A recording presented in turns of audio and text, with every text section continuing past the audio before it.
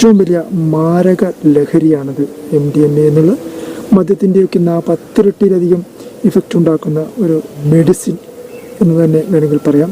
ഇതിൻ്റെ കാരണം ഒരു മനുഷ്യൻ്റെ തലച്ചോറിനെയാണ് യഥാർത്ഥത്തിൽ ഇത് ബാധിക്കുന്നത്. ഇത് മനുഷ്യരത്തെ സംബന്ധിച്ചോളം സെറോട്ടോൺ ഹോർമോണുകൾ ഉൽപ്പാദിപ്പിക്കുമ്പോഴാണ് മനുഷ്യരത്തിൽ ഒരു ആനന്ദം എന്ന ഒരനുഭവം സൃഷ്ടിക്കപ്പെടുന്നത്. അത് കൃത്രിമമായി സൃഷ്ടിച്ചെടുത്തുകൊണ്ടാണ് ഒരു താൽക്കാലിക ലഹരിയിലേക്ക് ഇന്നത്തെ യുവജനത വഴുതി വീണിരിക്കുന്നത്. കാരണം അത് ഏറ്റവും ചെറിയ രൂപത്തിൽ പാനീയത്തിൽ കലർത്തി അല്ലെങ്കിൽ മിഠായി കലർത്തിയ വളരെ സിമ്പിളായി തന്നെ മറ്റുള്ളവർക്ക് ആവശ്യമില്ലാത്തവർക്ക് പോലും അവരറിയാതെ പോലും അവർക്ക് അമ്മമാർക്കാണ് മക്കളുമായിട്ട് ഒരു പൊക്കിൾക്കൊടി ബന്ധമുണ്ട്.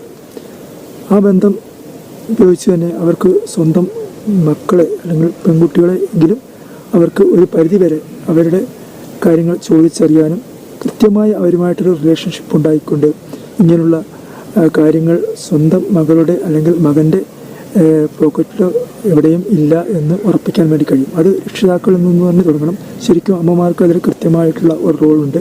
ആ റോൾ അവരെ ഏറ്റവും ഭംഗിയായി നിർവഹിക്കാൻ വേണ്ടി ശ്രമിക്കണം ഈ ഒരു കാര്യത്തിൽ. കാരണം ഇത് മൊത്തം ഒരു യുവതലമുറയെ അല്ലെങ്കിൽ നമ്മുടെ അടുത്ത ഒരു ഭാവി തലമുറയെ ഏറ്റവും മാരകമായി ബാധിക്കുന്ന ഒരു പ്രശ്നമായി തീർന്നിരിക്കുന്നു.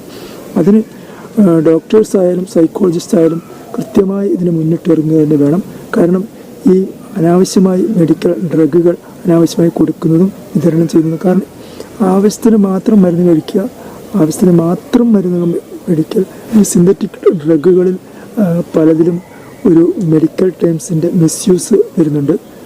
കാരണം ഇതിൽ ചിലത് മാനസിക രോഗങ്ങൾക്കും അതുപോലെ തന്നെ മറ്റ് ചില രോഗങ്ങൾക്കും കൊടുക്കുന്ന ഡ്രഗ്സുകളാണ് ഈ വിധത്തിൽ ഡൈവേർട്ട് ചെയ്തുകൊണ്ട് സിന്തറ്റിക് ഡ്രഗ് എന്ന രീതിയിൽ ലഹരിക്ക് രീതിയിലേക്ക് വഴിതിരിച്ചു വിട്ടിരിക്കുന്നത്.